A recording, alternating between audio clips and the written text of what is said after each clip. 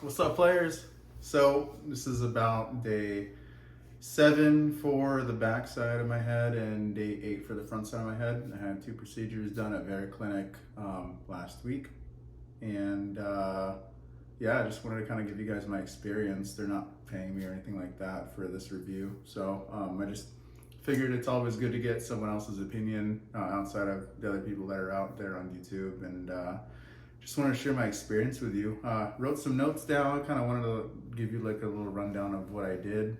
I ended up doing a mega session. Walked in, I had grown my hair out for about 2 months, which wasn't much. I usually keep it like at a 0, so it was pretty long, pretty thick, and pretty uncomfortable for me, at least at the time. But I just really wanted to show the doctors kind of where my hair really was naturally at. I had stopped taking medication for 2 months also.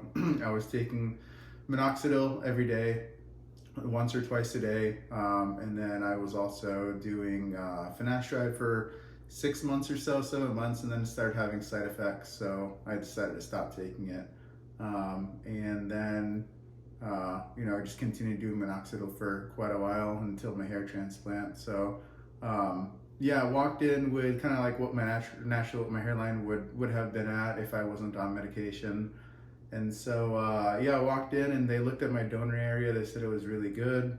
They said that normally they don't say this to patients, but I have a really good donor area and that they would be willing to do a mega session if I was willing to also, for a slight upcharge, which in theory, just thinking about taking time off and how much it costs to do another procedure, flights, all the whole 9 yards. I live in the US, so it's not that easy to get there.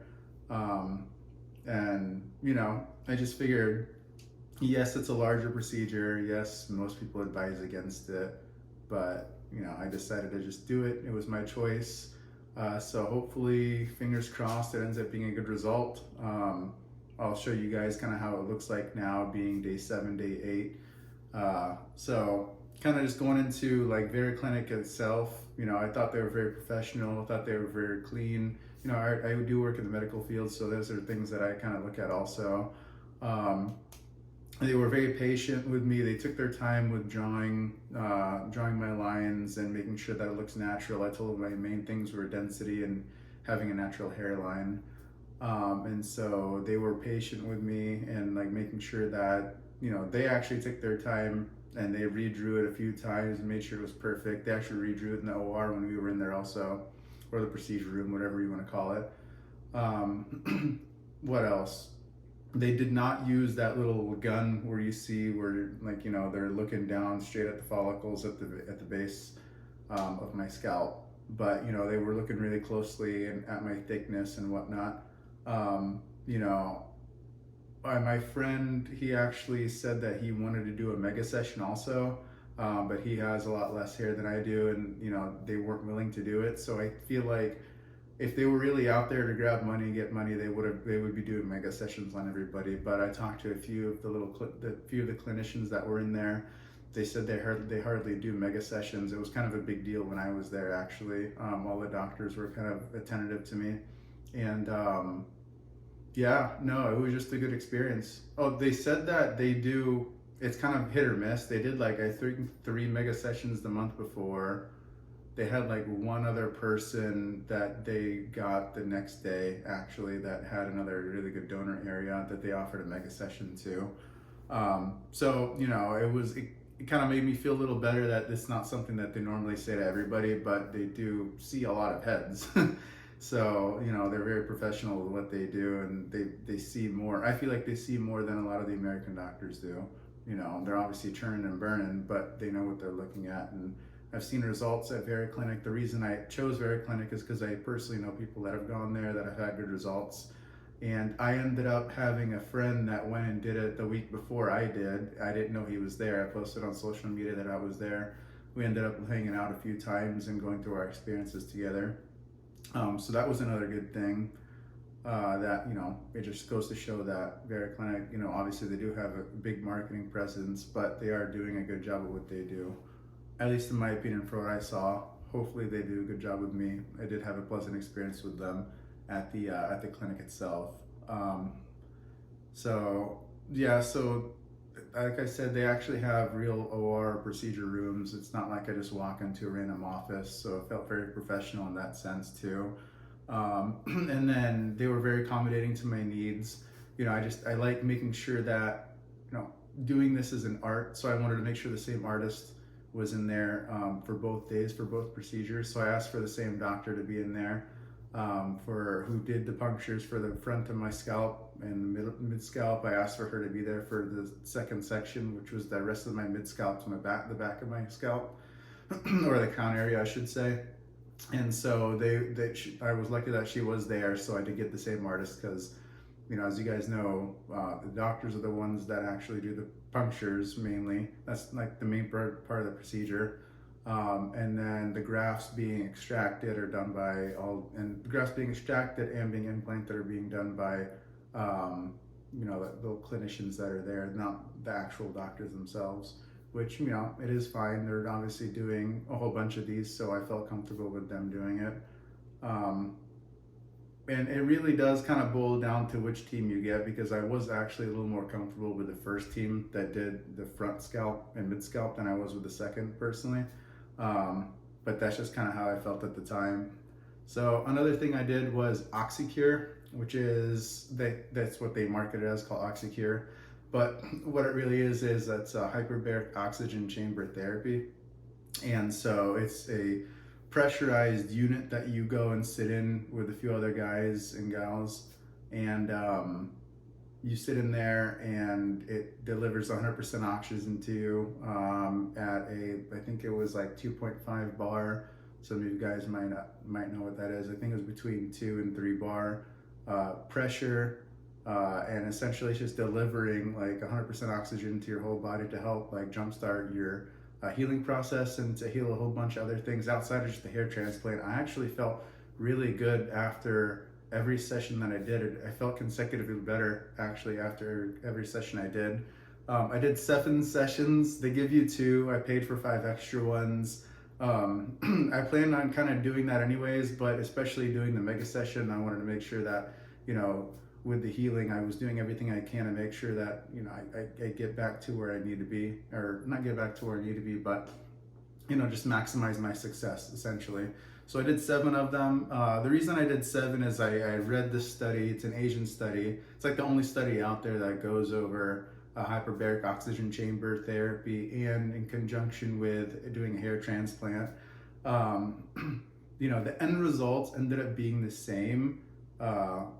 So I'll just kind of read what the summary was. Hyperbaric oxygen chamber therapy is able to minimize post-op follicle shedding and lead to less folliculitis and itching, which provides evidence that HBOT, hyperbaric oxygen chamber therapy, to act as an adjunct therapy for hair transplantation surgery. Sorry guys, I actually just got braces too, so I'm going through this whole Zaddy process of the Zaddy makeover. So I did, once I hit 30, I did LASIK, which has been like the best thing I've ever done. Got braces about 2 months ago. They just put a new wire in, so I'm still trying to get used to it. Then doing the hair, so like 30 is the year of Zaddy, so. But anyways, back to this. So itching and folliculitis was significantly decreased in the HBOT group, 11.8% versus 35.3%, which I thought was pretty significant. Lower post-op shedding rate, 27.6% was what the shedding rate was, versus 69.1% in the people that didn't get HBOT. And early post-op satisfaction also was much higher at 52%. Much lower at 52% in the control group that didn't get it versus 88.2% in the ones that did get it. And so, I just really wanted to, and this is kind of like just early process of making sure that I don't itch that much, I don't shed that much, that I'm making sure that my transplant area is getting all the oxygen that it can to help regenerate itself. So that's really the reason why I did it. And the study kind of was the cream of the crop. That's the reason why I did it. And their study was based off of, I believe it was 7 days. That's why I chose 7 days. And I was kind of limited on how long I was there too. So if you've got the time and you got the money, because it's not cheap to do that either, to add extra sessions, I would look into that. but I'll show you guys how it looks here in a bit. But yeah, overall, I think it was a great experience that I had. You know, I think they made a pretty natural line for me. And I also think that they were, you know, very professional. I would go back to them if I needed to. I met quite a few people that were there. And so, especially including the manager who, you know, since I did a couple sessions, he was able to get me a couple other free things since it was a large procedure. So I wrote down N numbers were 4,300 from the right side that they were able to extract and 4,500 from the left side. So a total of 8,900 grafts. Well, that's what I wrote down. At their final paper, they give you a paper of like what everything was, all the what my final numbers were. I think I'll try to upload those probably either in the description or maybe over here on the side somewhere. But I'll put in what each graft was. I had like maybe 1,200 single grafts, almost 3,000 double grafts. I don't recall how many triple grafts, maybe like between 1,500 and 2,000 triple grafts, and quadruple plus I had quite a few also. So they were decent grafts that they were able to extract. But here we go, guys. Here's the hairline. This is how it's looking. 7/8 days post-op.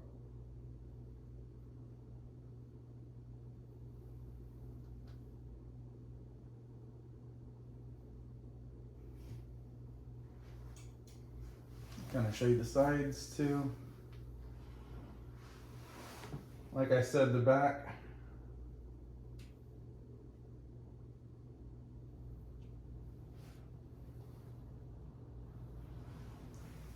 The back side is the driest of them all, essentially. I'm not really having any itchiness or anything on top.